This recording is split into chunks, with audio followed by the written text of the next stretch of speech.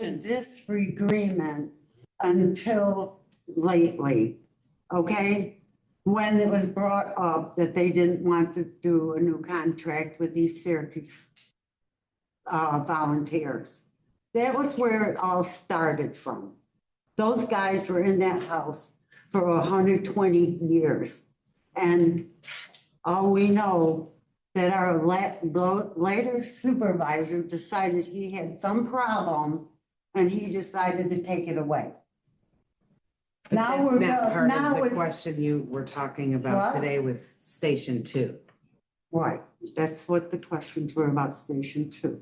I mean, you have a good question, and then that's something I would urge the mayor to work with the town to do it and then try to resolve it, so it will be good for the town resident, right? That's what we all wanted. But maybe DeWitt should have did that in the beginning instead of taking it away. What happened. Moving forward, Well, how do it we can resolve be it? reversed, can it? No, Why not? because the way the town law and fire law works, we as a town cannot change the boundaries of a fire district without the fire district's permission. Fire protection district. A fire So district. who's, Oh, yeah, we can change who's it. that? that you The think? DeWitt Fire District and their fire commissioners. So if we went to DeWitt Fire Department and said, do you want to change the fact of the way it was? And they voted for it, then it could happen. Yes. But it can't happen without them initiating it.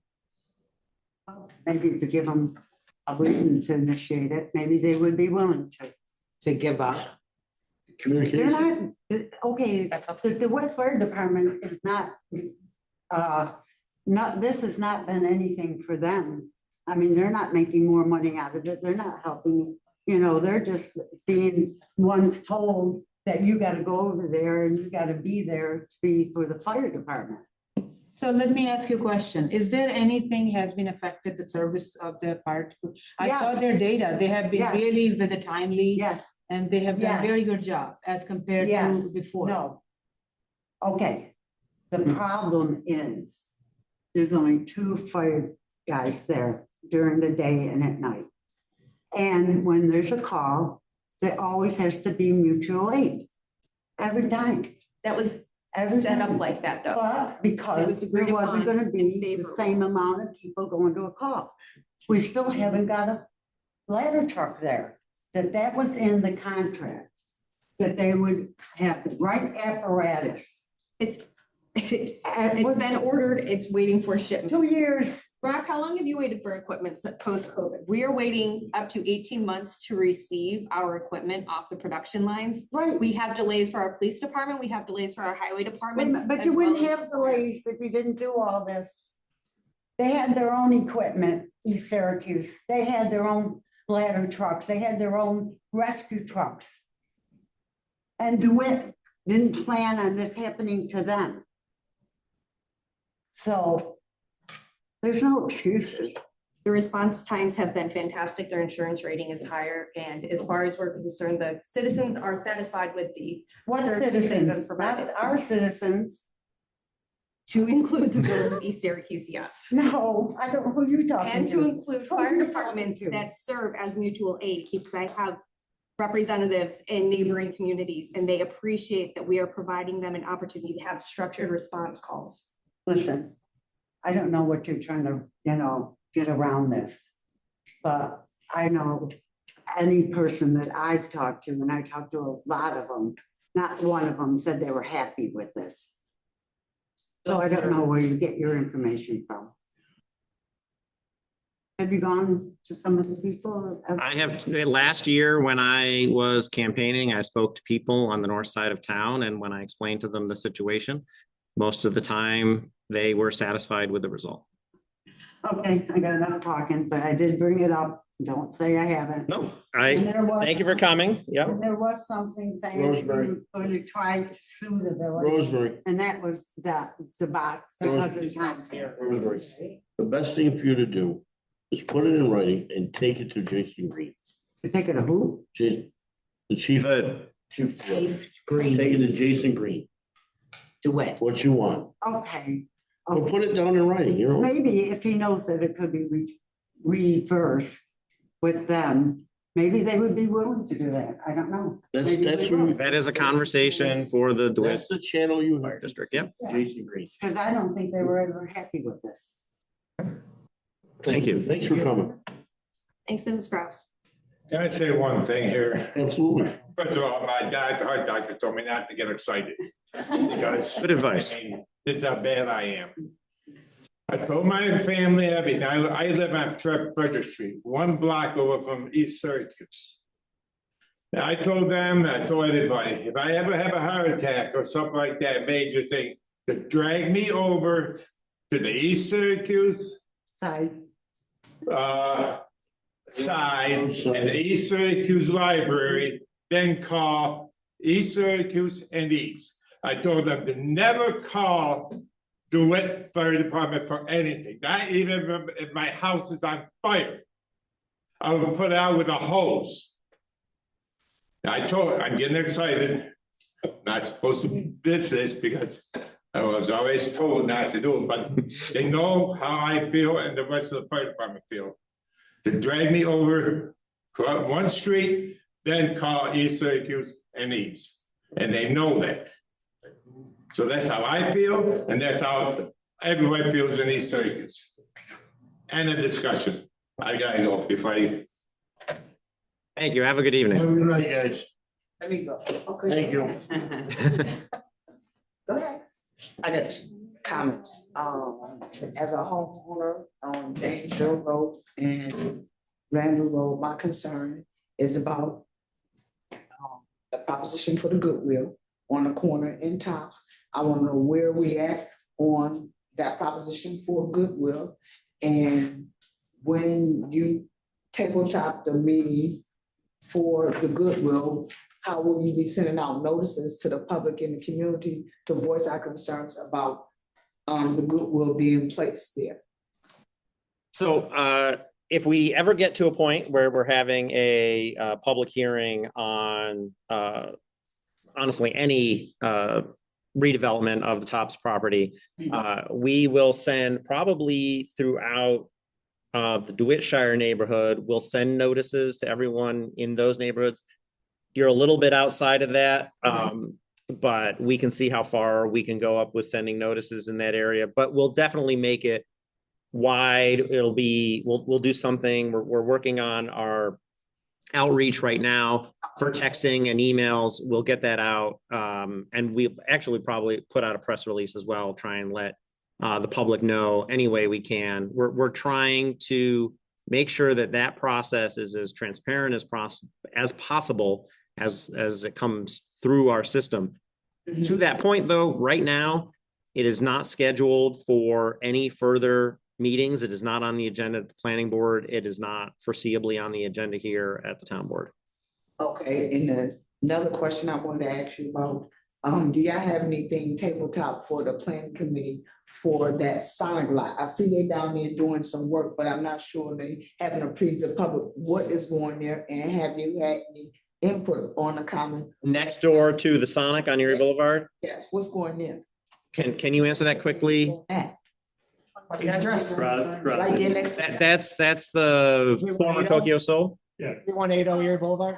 Yes, That's gonna be demoed and there's gonna be a new restaurant there.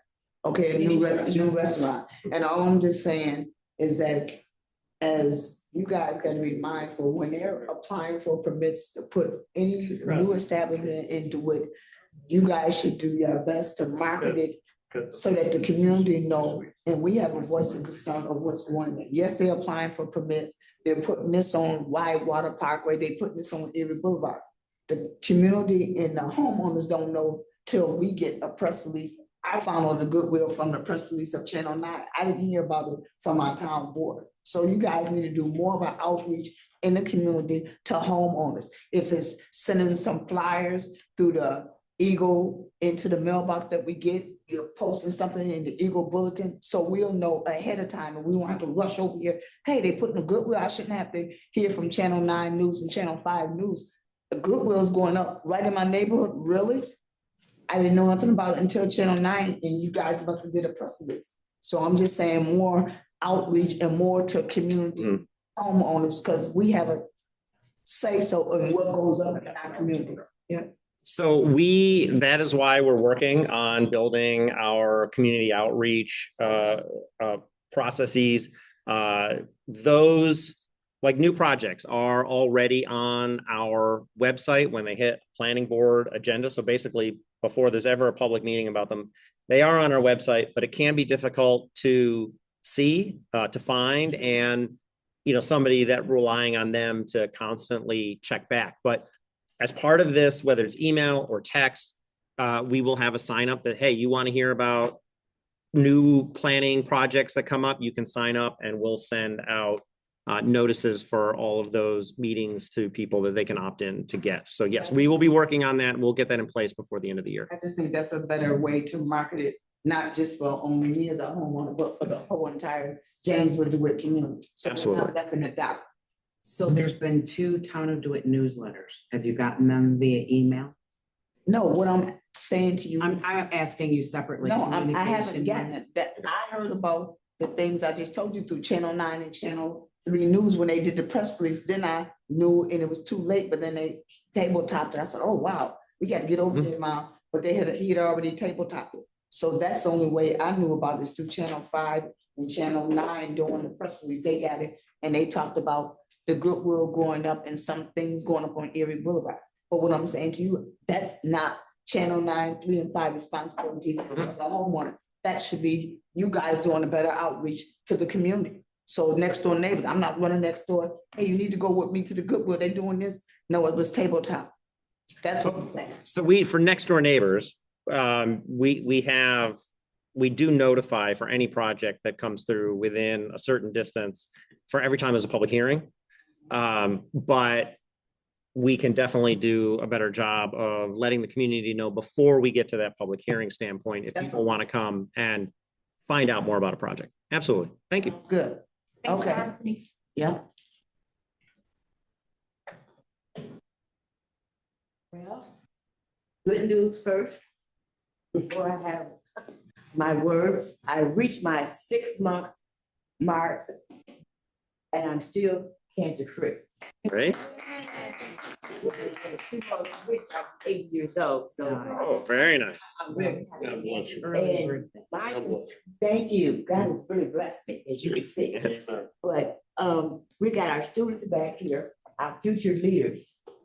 And we have to be cognizant that what we say and how we say it. You know, you could be angry, disagreeable, but let's come to some common ground. I've been doing this for over 60 years. That people want to be respected and they want to pick up the phone. I finally was able to talk to your secretary. That never happened. Angela was like the secretary, the assistant, and whatever. So, Dishwasher. and she was she's like. Angela was everything. Yep. Yeah, she's my girl. She'd always come on the phone and answer my questions, my concerns, and tell me to go this way, go that way, and who not to call, who to call. But the thing is that we as a community, we got 25,000 people in this town. Only 5,000 people actually voted. Now, there's a problem as far as I'm concerned, because I've been campaigning and doing everything but run for office. My brother said, Ernie, you run, I'll match you, you're down. But the thing is that I'm concerned about is that we live in a good community. Taxes are very high here. And my daughter's taxes went up immensely amount of money. She was fortunate that she could pay the gap and get her taxes where it wouldn't be on a monthly basis. Everyone can't do that. Now, everybody's not tech savvy like myself. Some people just don't have the ability to click and get information. So I would encourage you, when you send out those newsletters, make the print a little bigger. Okay. You know, because when it's so small, you got to put your glasses on. And by the time you do that, okay, as opposed to if the print's a little bigger, it's a lot easier to read, a lot easier to understand. And we got to do a better means of communication.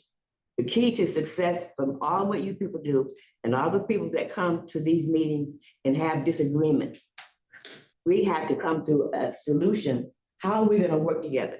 How are we going to bring all generations, the young, the old, and the upcoming citizens who make this town the town that it is? Now, we have excellent police department. the fire department, every time I've ever called 911, I've been on the phone, something happened, it grows in my daughter's driveway. I called 911 and I was talking to the lady and our police officer was in the neighborhood. And when he told me, go up there and tell your mother to hang up the phone because I'm already here. She said, no, he's not there. She's arguing with me. I said, ma'am, the police officer is already here. See, this is the kind of contact that people have crisscrossed. And when Anton was here, he came to visit my house and he sat in the living room, the dining room. And he said, wow, Ms. Cooper, there goes one of my guys.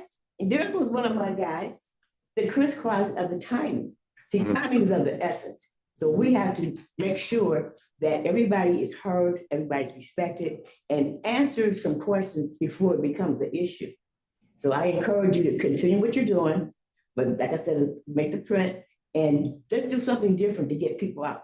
Have a cookout or come together type of situation where people come and they actually meet you guys and actually see. They just come over here because they have an issue. Let's get together and socialize on a social level when there's not a problem. Okay, thank you so much. And I'll be chairperson. Thanks, We're happy birthday in 2 weeks. I'll come and sing for you. Okay. Is there anyone else with any comments on anything that's not on the agenda tonight? Okay, with that, will you please rise and join me in the Pledge of Allegiance? I pledge allegiance to the flag, of the United States of America, and to the republic which stands, one nation, under God, indivisible, with liberty and justice for all. Clerk, can you take the roll? Supervisor Rechtershaw, Here. Councilors Mannion, Here. Chiarenza, Here. Alex, Here. Cleveland, here, Gupta, Here. Stevenson. Here. All right. Okay. The first item on our agenda this evening is a resolution to adopt the 2025 Onondaga County Hazard Mitigation Plan. Dr. Cantrell.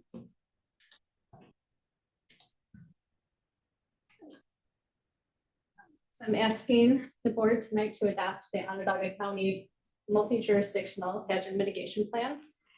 This is a plan that has to be done every 5 years, and the town has an annex or a chapter in the plan that's just for the town. Basically, by adopting this plan, it makes us eligible to apply for non-emergency hazard mitigation funding. So the plan has already been approved by FEMA and New York State Division of Homeland Security and Emergency Services. Dishes, and next step is getting all of the municipalities to adopt the plan. So I can go through a couple of things. I don't know if you all had a chance to read the presentation. Want me to go through a little bit of it? For the sake of the audience, can you hit the three high spots that are important to you and your department? Sure, I'll just give a very broad overview. So the plan only addresses natural hazards. The hazards that are addressed in the plan are drought, flood, harmful algal bloom, invasive species and infestation, wildfire, earthquake, geological hazards, heat wave or extreme heat, severe weather, and winter weather. And in this update of the plan, wildfire and heat wave, extreme heat are new hazards that were added to the plan. So there's a countywide hazard ranking, and then we did our own hazard ranking with the town. So what we identified as high risk are flood, riverine, creek, and ice jam, flood, urban flash flood, winter weather, which is blizzards, like affect snow, nor'easter, ice storm, severe thunderstorm, severe weather, strong winds, damaging winds, severe weather. And then we had medium and low risk hazards as well. So for each of these hazards that were ranked either high or medium, we had to come up with at least one project that the town could complete in order to mitigate that hazard. So Doug Miller and I have worked on this quite a bit, and we came up with, for like earthquake, we had just one action, but for drought, heat wave, we had 10 actions each. For flood, we had 34 potential actions. So you can see those in our annex. There's a whole list of potential projects that the town could complete to mitigate those. So this did go through a whole process with the county. They hired a consultant. It's been going on for a while. There was a public comment period last May. And at this point, the last step is for all the municipalities to adopt it. Are there any questions? Yes. Yeah, so it's a great plan, actually. So I reviewed it and we discussed a little bit also. Few questions just to clarify. So the county and then town municipality have the same plan. Individual, like give some specific things to our. So in a case of a unexpected situation, wildfire or flood or anything, how does the town, how does it advise, coordinate with the county? Because county, I mean, I worked on the other side. So I know in the emergency management and all those things, some of those things, I was part of those things, but we'll work with the municipality. I'm just trying to learn, how do you work from this side now? Well, after an emergency, that would be different. This is like pre-emergency Okay. mitigation funding, and all of this funding would be through like New York State or FEMA. So Okay. yeah, it's not, the county has to do the plan every 5 years, Right. and almost all of the municipalities participate in the plan. But they're not the ones who actually do the, Oh, okay, so this is so it's yes, mitigation, so pre-disaster mitigation. like a cut brush and all those kind of things and to reduce the Yes. wildfire. So with the hazard mitigation plan, it makes the town eligible to apply for For the funding. pre-disaster mitigation funding Thank you. through the state. Are there any other questions? Do I have a motion to approve from Bernard, a second from Indu? All those in favor say aye. Any opposed? Motion passes. Okay, the next item on our agenda is to schedule a public hearing for the proposed wholesale retail club local law. So we went through this last month, I believe, or 2 months ago, and then the board had referred to the planning board. The planning board made a few changes and has now referred it back to the town board. So just a brief overview.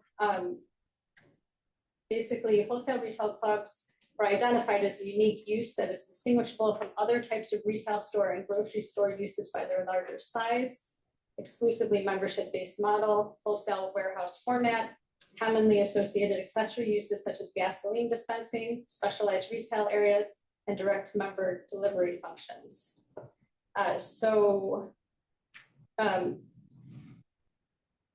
Basically, I'll just run you through the law real quick. There are definitions for gas pumps accessory and wholesale retail club. We did recommend that the gas pumps accessory definition be tweaked a little bit to talk about vehicle classification codes that would be allowed. And also and some of the terminology about what to call the pumps and the dispensers. So we said gasoline fuel dispenser units greater number than 16 or with greater than 32 fueling positions are not accessory and incidental to and integrated with wholesale retail club. So that's a definitional limit, which means it's not variable. And then the wholesale retail club, I don't think that really changed. So these would be allowed, wholesale retail club would be allowed with site plan review, business district, high-tech district, and industrial district. And in those same 3 districts, accessory gas pumps would be allowed with a special permit. And then under the accessory gas pumps general requirements, that changed a little bit. So they may include up to 2 small accessory buildings not greater than 300 square feet of aggregate floor area of both buildings. So the 300s changed a little. Accessory gas pumps must be located on the same lot as the wholesale retail club. The gas pump area shall not exceed 10,000 square feet. No such accessory use shall be located closer than 100 feet from any residential lot or residential district boundary. No open air outdoor storage of merchandise or material shall be permitted unless through site plan review. Adequate screening would be required. And then there were some signage requirements. No greater than 1 identifying sign may be placed on the canopy overhanging the accessory gas pumps. The facade on the canopy overhanging the accessory gas pump shall be limited to a color scheme architecturally compatible with the primary use. The individual pump island signage may include the following: pump island numbers, fuel prices, safety information, and a single logo no larger than 2 square feet for fuel name on each side of the pump. And product display advertising on accessory gas pumps is not permitted. And then the last time I was here, we had talked about EV chargers. So we added something like that. So any proposal for accessory gas pumps as an accessory use to a wholesale retail club shall also include a minimum of 4 direct current fast charging EV charging stations appropriately located in the vicinity of the accessory gas pumps on the same lot, which shall be a condition of approval of the accessory gas pumps. And then branding of the accessory gas pumps should be consistent with the primary structure of the wholesale retail club. And I'm just curious from a feasibility and functionality standpoint, wouldn't you want the EV chargers closer to the wholesale entrance versus the gas portion, simply because the people are likely going to be shopping versus for a few hours to charge their vehicle versus sitting at a gas pump area? Does that make sense? And I think, the planning board will have site plan approval. I think there was. Is there discussion about gray? this. Is there gray area in there for the placement? Yeah, I It mean. just says vicinity, Yeah. so it's it very really- general. Okay, And it depends how the site is laid out, it doesn't have to be super far away. okay, That would definitely be reviewed. Planning board can look at it and say that's in the vicinity, that's fine. okay, all right. Yeah, because that would be something I would come to you and complain about, was why do you have the EV chargers 500 feet away from the building that I'm actually walking in? There's no distance Yeah. requirement. Okay, thank you. One. Yes. So it's agreed. In line with what Sarah's question, the EV chargers. It states that. Like it says, small print, let me. Shall be. EV chargers, excuse me, shall be opened to the public to the extent feasible. So if I am a member of the club. Are you talking about the county or the planning board resolution? I think that was in the planning board resolution, not in the law. This was a big discussion of the planning board and they were not in agreement. There were a couple of members who felt very strongly that they should be open to the public. These are fast chargers, so, they're, you can charge your car, I think in like half an hour. A few people felt very strongly. Then there were some people who felt very strongly that if someone's paying for a membership, they should get priority and be able to, have exclusive use or at least, first shot at these chargers. So the agreement was to not put it in the law, but to put it in the resolution that, that's something that the board had discussed. But you'll notice that it's not in the law. So that's something that I don't know if this board wants to add something to the law. It's something I'm sure will be discussed during site plan, but there was not agreement on the planning board with that one. So that was kind of the. Yeah, I would just say on that piece, there is a lot in this law and the way it is designed that is hanging on the membership to the wholesale retail club. And I would recommend not having a subsection that went opposite of that. I think it's definitely something, if they were to choose, I don't think we would be opposed to it, but I don't think we want to force them at this point for other reasons, to be consistent within the law, I would say. Just to clarify. So EV chargers, they shall be open to the public to the extent feasible. So there's no restriction there. Which is, I am fine. I think it's just something, I mean, people go there, they're just going by and then they need to charge. That's the planning board suggestion. Right. Yes. That's not in the law. It's not in the law. We're not Correct. forcing Costco by the law to allow non-members to use their But stations. did you, oh, I didn't. We're only asking them to have the stations. Okay, so it's open, it's up to their decision. It's not the Costco. Right, which is, I think, sensible because that's their right to do that. I don't think they have any place, most of the places, I think I can go to BJ's even though I'm not a membership, right? I never went to those places. No, Oh, you you have to can't? have a BJ's. Is any also where the- Oh, I don't know, I don't Yeah. have membership, so I think so I. The wholesale retail clubs generally Oh, really? Require membership, are yeah. going to require membership for a lot of services that's not different for So really. they anyone. just So, cater to their own. Yes.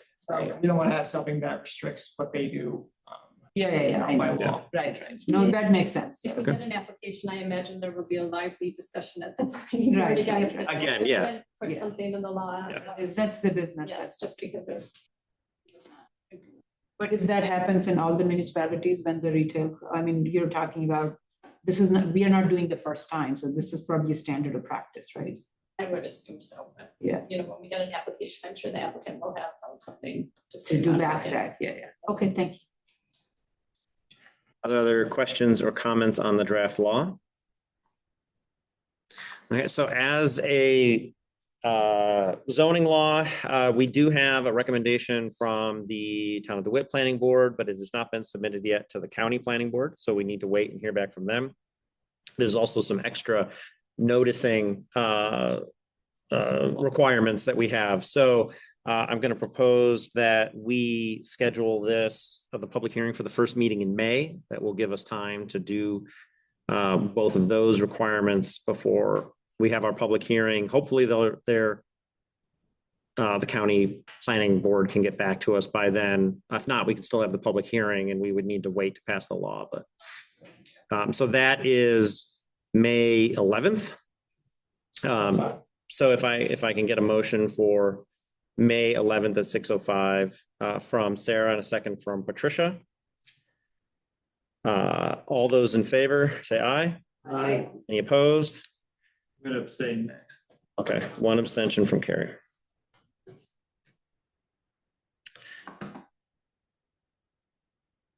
That's the only, I don't have any other, We don't have any other public hearings scheduled at this point, correct?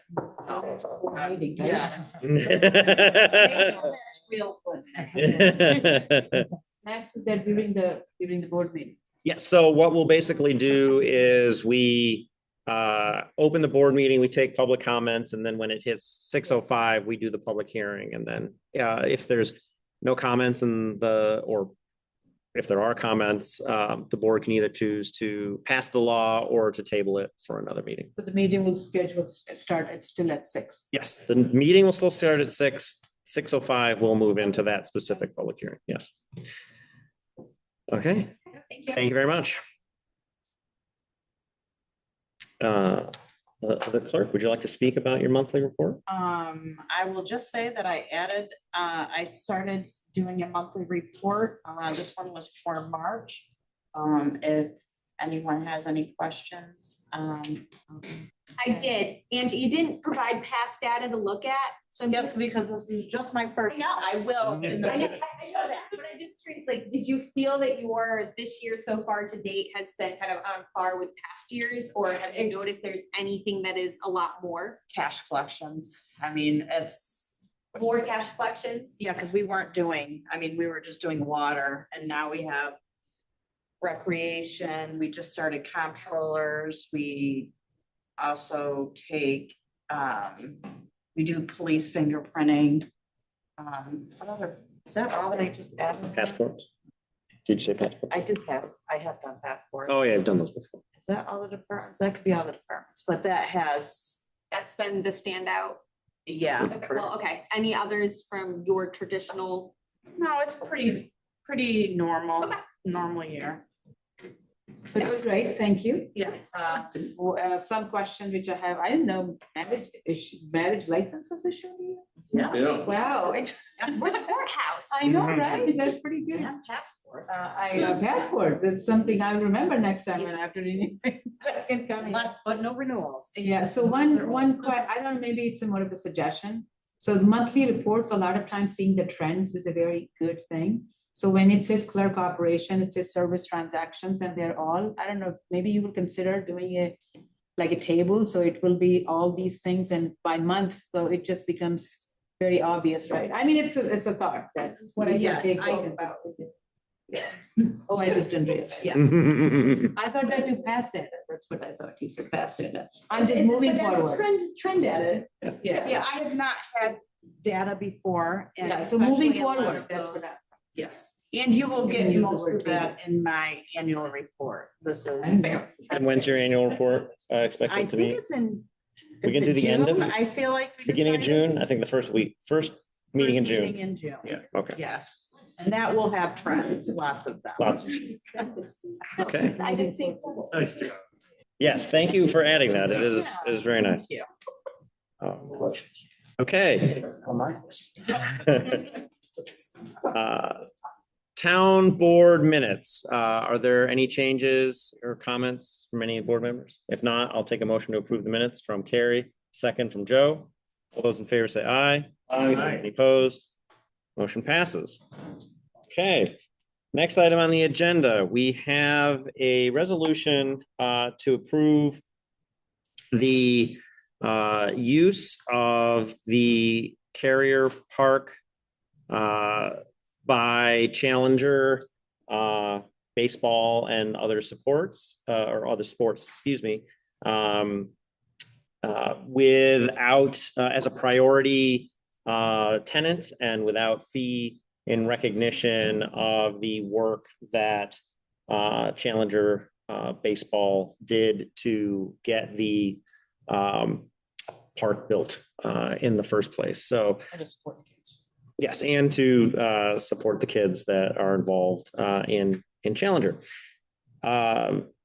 This has been approved by legal, and you can see there's a very long historical background to it as well. But what we're approving is the actual resolution It's a to board that. resolution, not a contract per se, but a board resolution. Yes, so for those last fall, when we were talking about this, as written meets all of the requirements by Matt and Terry that we were talking about last year. So I noticed two, is it one, it looked like there was a resolution and then there was a memorandum of agreement. And they said if there was a question, you would use one. And Same question. I don't know about Yeah. that. All I have is I'm looking at the resolution. It says town board resolution on top. That's the only one I have. Okay. No, just a historical background. yes, No, there's After it that. was a signature and then the next page, unless it's the two of the same exact things. There, Oh, I see. Memorandum of license of use. Which page is that? it's Nice, which after- page is that? 5072. I believe it is, the memorandum of license and use agreement is in 37, page I 37 would of say for the, right now, we should approve the resolution. I would hold on, Yeah. on the other document until we talk about it. Rather put the resolution. I have a question. yes. So for couple of, just a clarifying question, it says that Tuesdays and Thursdays, is there any particular reason that Tuesdays and Thursdays are reserved for them? I believe that is just their long-standing schedule of use. That's what they Tuesdays and Thursdays is what they currently use. They go Tuesdays and Thursdays, do they use all 7 fields? Okay. But it's what months? June and July. June and July. And then some couple other select dates. Yeah. Do you have to specify June and July or not? Just leave it open? I don't know. I believe, I don't remember if it specifies the months.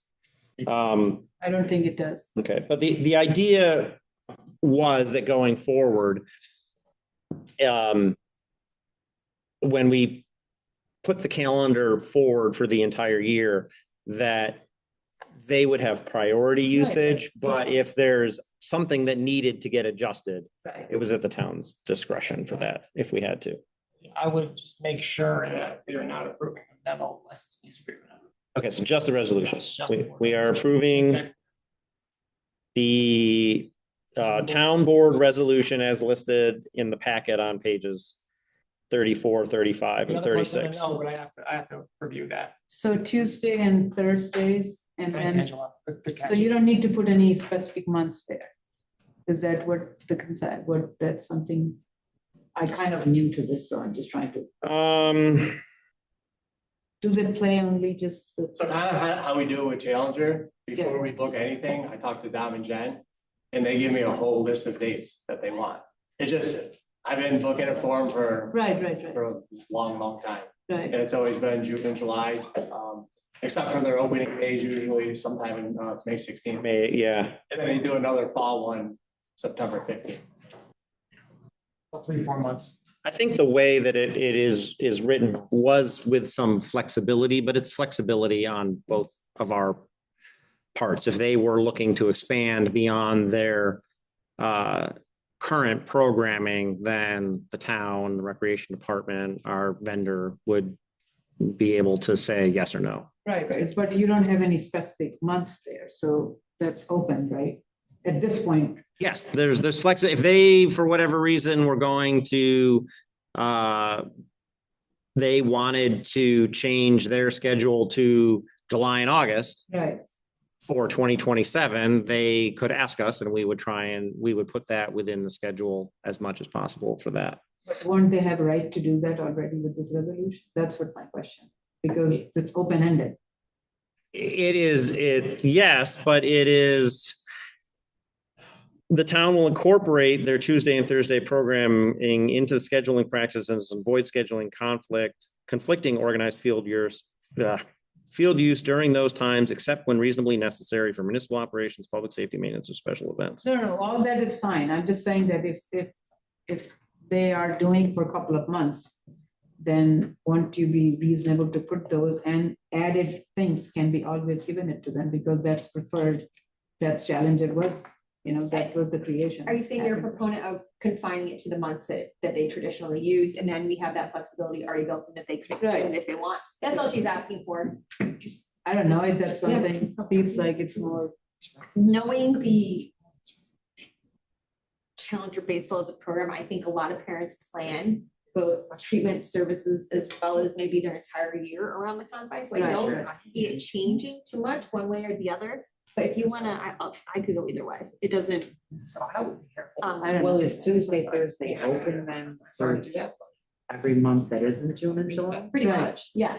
Well, they would just schedule other They can still things. schedule, yeah, they can still come and open if requested. I just like them having the flexibility, so I don't care either way. If you want it, if it makes you feel better to have confines in there, it sounds like it's pretty flexible regardless. Based on the word. The resolution's We can referring to combine the it. document, so we really can't do one of them. But this is What if different. somebody else You can tell.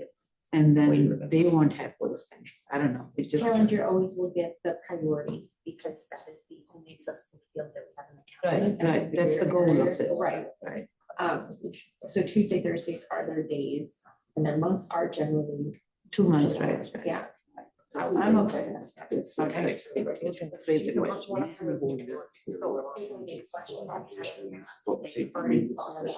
Yeah. Wouldn't that answer? Yeah, I don't know. Does that not give I the don't see. flexibility to schedule Yeah. if needed without being specific? I'm just, Can you say that louder, Bernard? the line that reads, that the discussion started that during those times, except when reasonably necessary for municipal operations, yada, yada, all of that. Mhm. Wouldn't that give the flexibility in the borders that adjustment can happen with notice and or adjustments as needed? Matt, am I reading that correctly? Yes, Max has my computer, but yes, I believe, yes. It's not meant to be so rigid. It is meant to be malleable so that Challenger can work with Vicky and Jimmy and figure out how they're going to schedule. I think all it is they just supply Vicky with the dates. It's never a problem and they're on the schedule and then it works like that. If we have a need to use the field and we have to contact Challenger, I think we need to do that. That's what this agreement says. We're gonna have the final say, but I haven't heard of that happening before where we've had to take over the Challenger times for anything. So I do think it's flexible enough for the town to have authority, but the Challenger will get preference on these dates. So the other question which could be met, there is no language for liability. Is that you have to put in a resolution? Well, now that I'm seeing this bottom part, I think there may need to be some changes because this is more than a board resolution. This is a memorandum and use agreement and a license agreement. Yeah. On the bottom here, so. As the vendor, do you hold liability, any sense of liability within your contracts with the teams? We do. You do? Yeah, everybody gives us a COI. Anytime we contract out. And then does your liability fall on us? What's? Indemnification. Yes. That's COI too. should Yeah. have identification there. Yeah.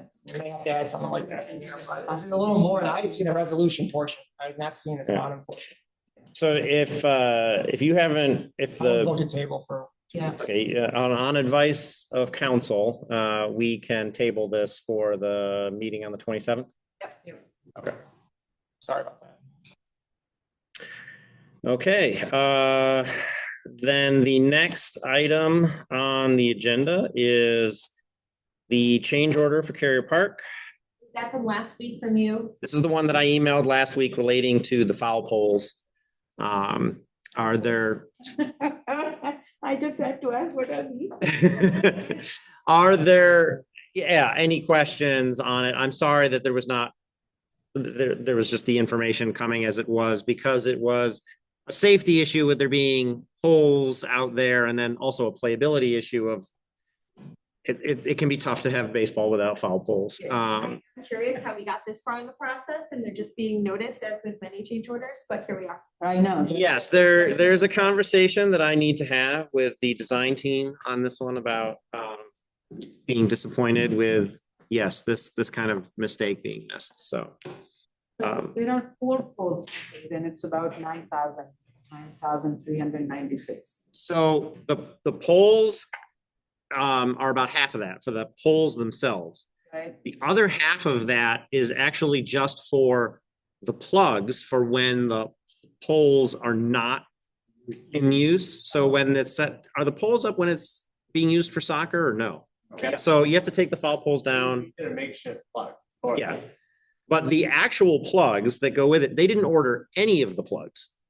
So it's 8 rather than 4 of the plugs, and the plugs themselves are like $500 a piece. But it And, doesn't say anything. It says Yes, four there's a- poles and frame lids. and then there's another page. The lids are the plugs, correct? Yes, the 8 lids, the lids of the Oh, it plugs. didn't say 8 either. Anyway, it says frame lids, 3,200. 3,211. Let me see here if I can pull. Yeah, I'm just looking. There might be quantity Oh, of and service. the quantity there. No, I didn't do that. I don't know. Yes, foul poles, frame lids. And then the next page is just for the 4 foul poles. And then the page after that is the 8 each of those full-size reinforced aluminum blank filler plug. And then rest is labor. And then the rest is labor. And I did ask specifically, are those really $415? And the answer I got back was yes. So since they are the one we cannot have anybody else do that, correct? I would not, considering the turf is warranted, and I would go with them for the system to make sure that everything is as appropriate as it should be at the start. Yes. Yeah, the turf, I just got the information today, I think there's an 8-year warranty on the turf. It needs testing every 2 years to make sure it meets spec. There's maintenance on it, but it's part of the turf. The cap fits in within the turf. We missed baseball. Yeah, that was the other issue, was that they're already playing. Yes. And so we needed to get this done. Yeah. So is that the next one is them, this Paul James? No, that's it.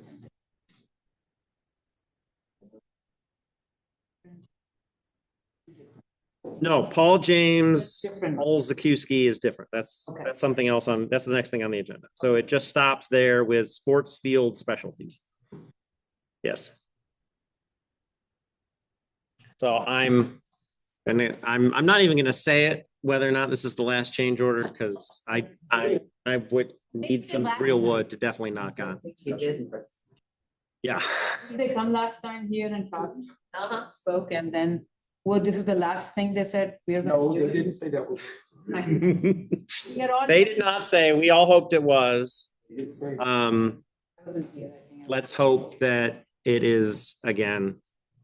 We're nearing the end. Here again and then say what is happening, give us the report. No, I did ask, should we be anticipating Yeah. any more? And he said, No. no, we've looked at everything and it Yes. looks good. And then Something they, along those and then they lines. threw a ball out onto the field and realized. Yes, Oh. well, as we were doing the final inspections, there were a few things that were waiting for the weather.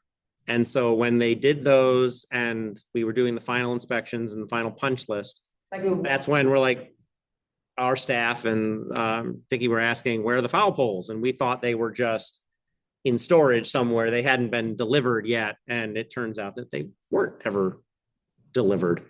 So, and they did, the designer did take, did admit that it was an order, it was a design failure, that they never put them in. So, That sounds fun. yeah. Any other questions on that? I'll take a motion to approve the change order from Sarah, second from Patricia. All those in favor say aye. Aye. Any opposed? Motion passes. Okay, now we're on to that next one, which is for a survey of one block of Town Line Road, which is a road on the boundary between the town of Salina and the town of DeWitt. It has always been the town of DeWitt's understanding that it was a Salina Town road. Correct me if I'm wrong, Rocco. From what I understand, it was actually the town of Salina's understanding that it was a state road. And so there was a disagreement last year between the former administration of the town of Salina and state DOT, and the end resolution was they closed the road rather than fixing the road. The current administration for town of Salina would like to repair the road, but they believe that some of the road belongs to the town of DeWitt. In a spirit of cooperation, I suggested to answer it once and for all. We get a survey that will show what of the right of way is the town of DeWitt's, how much of the roadway is in town of DeWitt, and that would determine how much of the cost that we would share of if the road needs repair.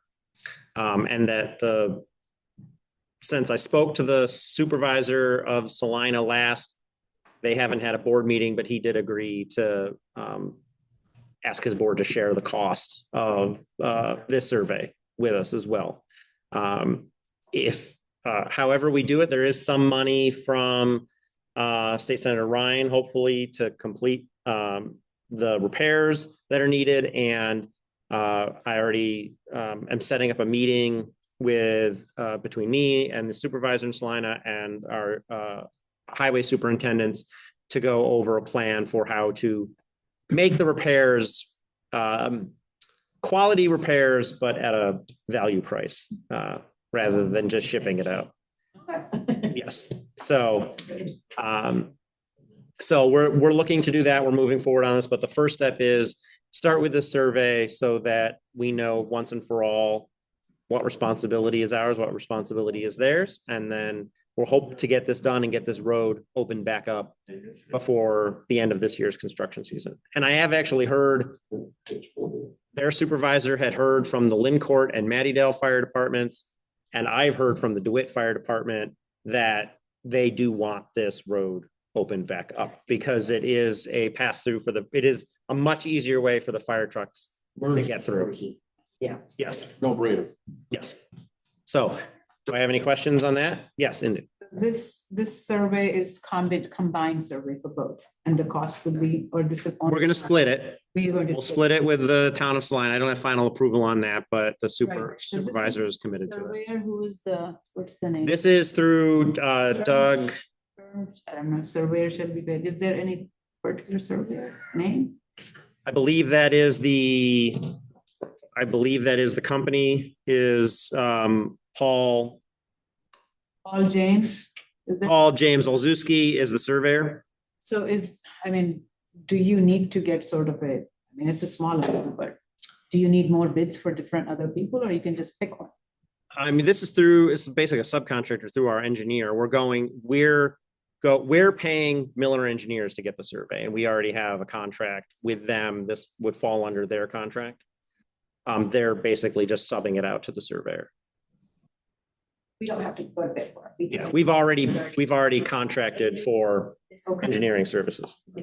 36,000, is that the current amount right now that we have to go, that pushes us to? 35,000. In any event, though, these are specialized services, so you wouldn't have to. Yeah, that's a small amount. You wouldn't have to be beholden to those rules because it's specialized. Yeah.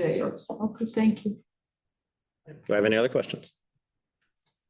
Okay, I take a motion from Joey to authorize the survey, a second from Bernard. All those in favor say aye. Aye. Any opposed? Motion passes. Salina will be very happy, as will your neighborhood, that we're moving along over there. Okay, I also have on the agenda authorization to prepare the repairs contract. So this is water and sewer repairs. Rocco, can you talk a little bit more about what this contract covers for us? So all of our water infrastructure, all of our sanitary sewer infrastructure that we would be responsible if there was a problem that need to be repaired that we own, and actually drainage also is usually in this contract. So there's three different aspects to the contract. Drainage, sewage, and. Fresh water. Thanks. And we are looking at making some changes to the wording of this contract. Unlike the garbage, the refuse contract, we kept pretty much the same. This one, we do want to make some changes to. This has become a very costly contract because of all of the repairs that have been necessary. So we would like to make sure that we're managing those costs as well as possible. Rocco is going to work with Doug if anybody else would like to work on what that wording is going to be for a cost basis. Please reach out to me.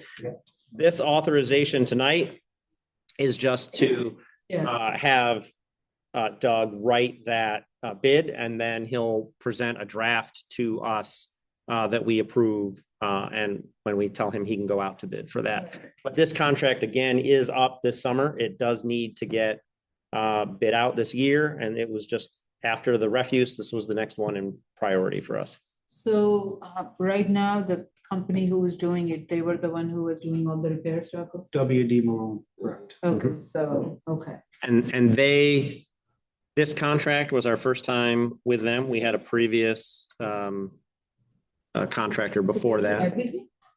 Water, sewer, and drainage. Not much drainage, mostly water, some sewer. And they do good work. They are responsive. They are expensive. So that's It's RFP will go out, so. so we'll look to see. There has been talk of what other contractors, what other vendors are out there available. We'll do our best to get this out to everyone that would be eligible to do the work and try and get the best price possible. Does it cover the potholes too? No. That's a highway, that's a water, I know.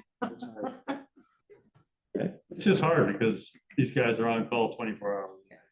And we needed them to come out immediately. We call and they do. They show. They show up. Yeah. People don't want to be without water. Yeah, oh, I know, we had that, so I called Rocco in my neighborhood, it just boom. Or a sewer backup. You don't want to be dealing with it. Yeah. Rock, who covered this Sunday over at Lynn Acres? Mitch was on with our team, yeah. Yeah, it was good response. Thank you. We actually paid it today too. Well, thank you. Yes. Are there any other questions on the authorization to prepare? No? Okay, I'll take a motion from Indu, a second from Carrie. All those in favor say aye. Aye. Any opposed? Motion carries. Okay, and then the last thing on our regular agenda here, I have the proposal for grant consulting services. So I have spoken with this company. I first met them at the Association of Towns Conference about 3 years ago, and I had a nice conversation with them. I talked to them about what they did. I mentioned it briefly to Ed, and Ed gave me a very nice explanation of all of the resources that we had for writing grants that he didn't feel that we needed this. So, okay. And I have been on their email list and kind of seen what they have done and what the services that they've offered to other communities, and watched as their list of communities that they've served has grown a little bit. I met with them again at the AOT conference again this year, and then have had a couple Zooms with them afterward, leading to the proposal that you saw in the packet. There are two parts to this. One is just the monthly retainer fee for grant writing services. There's also a secondary fee for a grant track software and grant administration fees. At this time, Carrie and I walked through a presentation of the Grant Track software and of their grant administration services. We don't feel that they're really adding sufficient value right now over what we're doing. So I'm recommending that we go forward with the Just Grant Writing Services. Is that the retainer-based option? Yes. So that is the $42,000 for the year option, coming out to about $3,500 a month. Their goal is to write us 1 to 2 grant proposals a month. So that Find them or do they? it's a combination of both things. They are constantly on the lookout. They have a scoping conversation with us of all of the things that we're looking to do. And they keep an eye out for grant proposals that would match those wants and needs on our end. We can also go, hey, I heard about this grant. Can you look into it? And would you be able to write us a proposal for that? They do both ways. One of the grants, Ilana, what is the grant that's this summer that's due? CFA. The CFA grant. This timing is perfect. That starts in May. The rules, the grant proposals for this year, the information comes out in May, and then the deadline's in July, the end of July. This would be one that they would be able to write for us. And that alone, if we were to work with, I got some quotes through Doug. He has a grant writer that does some technical and transportation grants. Each of those grants, it would be about $4,500 if we were to go piecemeal with that. $4,500 per grant, right? Per grant. And so if we are even at 1 a month of good grant proposals that we're getting, it would be cheaper than doing it with them, cheaper than doing it piecemeal. So how many grants we have right now? In dollars, also number of grants, and how many, which dollar number we have? We just closed out a few with Carrier, but we right now have about 3 open. I mean, that's that I am administering. The police department has their own administration of their grants. But this similarly, they work with police departments, so they would be able to helpful on the police grants. They work with the courts. Those So is it consider the part town of- to do it, or is that going to be an addendum to Yeah. this contract? It's all within that contract. So They, police, fire, courts. Everyone. not fire. Our organization. Now, because the fire is not Town of DeWitt, but if we were writing a grant that was in coordination with one of our 2 fire departments, then, or both, then, or actually one of our 3 fire departments or both, then yes, it would probably cover it.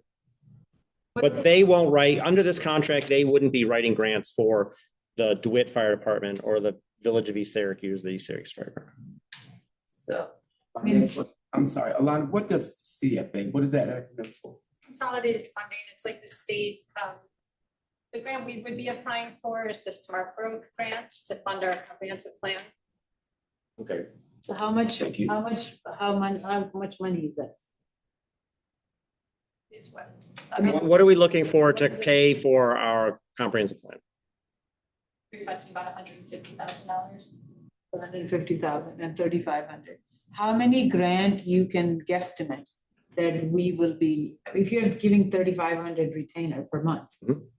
What is the return in investment, you know? So they say that their average is about 50% of their grants that they apply for, they get. Where are they based out of? New York City area. Anywhere? Yeah, I think Long Island. Yeah. Okay, and I just see it, but are they MWB, do we have any? I really wanted to turn them down simply because they're not local, they're not Yeah. MWB. Yeah. But And that was my next question. their costs are, they're not taking, we don't reach a ceiling and then they say, okay, now we're turning on a percentage base. That's what usually happens. I asked them how many and that we could do, and they said as as many as we, There's no aggregate dollar amount where we all of a sudden are starting to pay 10% total cost. And so am I then to conclude, since they don't have any, that they are NWBE, that they are not? I do not believe that they are, no. And there must be other, right? So choosing one versus other, there are many grant writing services out there. And how do we choose this one versus the other one? Right, so I think there should be some ways, either if we want to do that, we should put an RFP out for. We can, if we want to. Are we driven by law too, because it's at 42,000? Specialty services. Is there a special? I mean, it's not because of That's that. shooting fish in a barrel. I would say it's specialty. If you spend 42,000, I don't know how many, I don't even know how many grant dollars we have that would be worth for them to get 42,000 out of whatever we get. Oh, there's We get a millions of lot. dollars worth of. Oh, yeah, I mean, if we could, so, yeah, so the grant, it's gonna cost, $2.5 million, was that what Randall came out to? Or did it end up coming, it went up higher than that? Yeah, so we were looking for a $2.5 million grant to build sidewalks on Randall Road. And we're going to be looking at probably $1 million grant for the Jamesville Community Center. Lemoyne is a grant, but we already have that one, so that one's not, they're not gonna be involved on that one. Who was writing it before? Right now, if they weren't here. So what we've done in the past, Ed has had, Ed OEI has done some, and Doug. And there's been some that have been done internally. The police do their own mostly. But I would say, in my experience, that what we've done at the town is really a scattershot approach of let's just apply to stuff and maybe we get it, maybe we don't. Rather than saying, here's a project we need to do, we need to go find grant funding to do it. For $42,000 a year, you couldn't hire an employee to do grant writing. Not any, at this point. There are local part-timers who could do just the grant writing. Well, that's what we would be looking at the rate of some of the person that we had that Doug would be able to find for us. That rate, $4,500 a grant, would be far more expensive looking at it that way. I mean, Doug is only one person, right? I understand, but I doubt that Doug is, considering Doug's rates on other prices, I'm not expecting that to be a lot higher. I know local grant writers, and I think to be able to have a $3,000 retainer for a local company, that's huge. I would love to be able to explore that opportunity for somebody local that can do that. That can do it, because that's a big dollar for a small business. To think about, yeah, I know grant writers, local and nationally, but they have a specific, grant experience. We're looking, this company, not that I'm saying because I got my, stuff with out of state and in WBE, but they have within the organization persons that have skill sets that can write for. That's a good point. The idea here was is in one location and with one company, as opposed to this person can do infrastructure, they can do wood. Right. So you would have to, farm everything out to, individually instead of going to a company that has all of that within. That was the idea behind going, they have 48 grant writers in different specialties. You're getting all of that experience together. That actually is a huge differentiator. Yeah. And I will say, I have not seen, you go to, I do believe it is a bit of a niche, because you go to AOT and you see there are 20 engineering services there, and there are 5 different booths selling you health insurance, and there are not a ton of grant writers. Pretty specialized, definitely. So have you had any references checked with them? Yes, I actually called. They are, they had a list of references. I called the 3 towns that they had. Look, they do a lot, they do a bunch of villages. Yeah, they're listed in there. Yeah, I saw. Yep. I called the 3 towns figuring they would be About our size. actually bigger. One of the villages I called was bigger because it's down in the Hudson Valley. The village covers half of the town. Yeah. And they all came back positive. Good experience, good results with them. Yes, they all felt that they had better results with grants applying with them. We see 150,000 grant, we're even, So that's pretty small.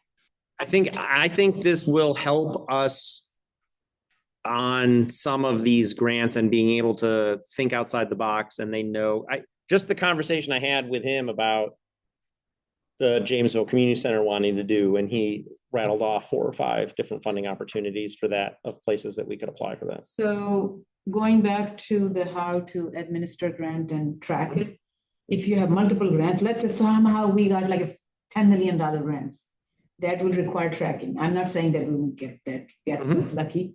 So that requires, and that will, the burden will shift to the staff. So Not I mean, we have to think necessarily. of those.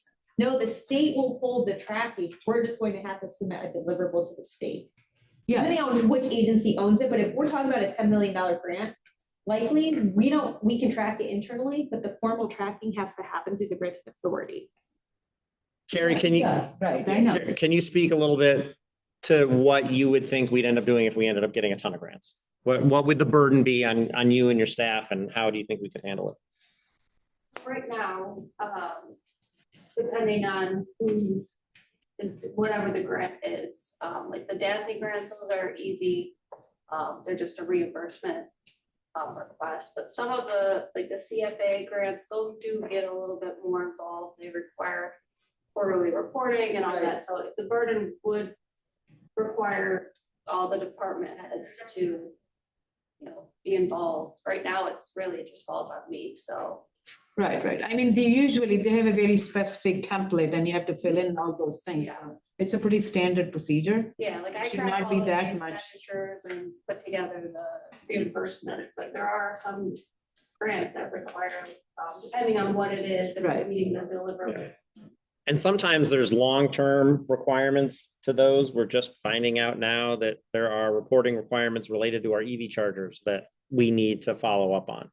And so as we identify a grant, Right. we are going to be determining what the reporting requirements are, and we're going to be involving the department heads more on making sure that the reporting requirements are being met. Carrie can take care of it from a financial side and financial reporting, but if there are other programmatic reports that need to go with it, it would need to be, I mean, I can't think of any transportation grants that would have many reporting requirements, but if there were some, it would be. Program or the financial, there are two parts of each grant most of the time, so that will work. I don't know if there is any software you're talking about, so that is something we'll have to think about in the future. That would be, if we were humming along and we were going on At that time. dozens of grants and we were like, man, we really need some tracking software to do that, then we can always revisit. But at this point, we didn't think it was necessary. And this is a 1-year contract. My thought was we would start with them. We'd see how we did. If we weren't getting results, we're out. And if there are other, there are other vendors out there, we can search and try them. Yeah, I mean, everything they're doing is downstate. Are they just trying to break into the upstate market? They're starting to break into upstate. They have counties like Seneca County, Steuben County, Albany County. They're working with some of the counties upstate, but they really haven't gotten into the towns upstate yet. Surprised Onondaga County doesn't get. I mean, Albany County has done. Steuben is tiny. Well, so I have a feeling you're falling into where Albany County is smaller than Onondaga County. I think they're falling into that. Onondaga County probably has grant writers of their own. There's probably, or no, Departments just write their own. just write their own grants, or they have big enough departments that can have people that can write grants. I think they're trying to aim for a middle of people that don't have the extra I think it's, experience. I mean, we haven't done it in a long time. Yep. I think it'll be fruitful, but yeah, if they get one, if we get one or two grants from them, we establish a relationship. Yeah, return. And we get a return. Before, is that we haven't had this help. Big help. Yeah, no, it could be. That we don't even know exist, right? Yep. There's a lot of Is it possible in our, when we sign a contract with them, to maybe put a one-time termination in there after 6 to 8 months? I spoke to them about something similar to that, and they were open to, Like a subject to termination after. yeah, they were open to adjustments to that, so, yes, let me see about that just when we sign it, if we can do that. I'll see if they're fine. We are not recurring. Next thing that we have. No. It's only 1 year. It's only 1 year. It's only 1 year. You can get out of They executed, and they start writing. It's gonna take months, yeah, Right. before You're you not gonna receive see it. it. Yeah, I would say more from my, and this would be what I would say with them. It's like, it's 6 months. If you guys have written 2 grants for us, then it's not working out. I mean, that's where it is. It's not so much the results by 6 months, although we'd hope to start seeing some, but if they're just not doing the work, then I mean, won't they be guaranteeing us that they are going to be looking and have minimum of 1 grant per month? There should be something that there's, otherwise, why are we paying them? Well, no, just so if they start in May and they're starting to work on that CFA grant that's submitted in July, I don't know when those come back. Some of the New York State grants, I mean, like the transportation grant that we submitted with Doug in February, I think last year we heard about that in August. It was like a 6-month return time on some of those New York State grants. State grants take forever. Yeah. And feds are even the same now. Yeah, so, okay. 6 months. Any other questions? If not, do I have a motion to approve the proposal? From Joe, second from Carrie. All those in favor say aye. Aye. Any opposed? Motion passes. Thank you very much. I will, You can't put anything that they can give at least 1 grant, like care if somebody was sent. Like the language that. Because they're it takes deliverable. too long They're to get deliverable. it No, started. writing. oh yeah, no, I'll talk to them about that. Yeah, writing a grant, no, absolutely. I'm not talking about the turnaround. Turnaround, okay, yeah, no, I understand. The show is that they're Okay. doing something. And I will give board updates on where we are with all these grants. Okay. The check register, does anybody have any questions for Controller Fusco? Seeing none, do I have a motion to accept? From Bernard, second from Carrie. All those in favor, say aye. Aye. Any opposed? Motion passes. Okay, town board updates. I just wanted to start with just kind of a thank you to County Legislator Dan Romeo for organizing the listening session with County Executive Ryan McMahon. I think we had a great turnout from the community. They gave a lot of good feedback. I hope that the county executive will listen to that feedback. We all do.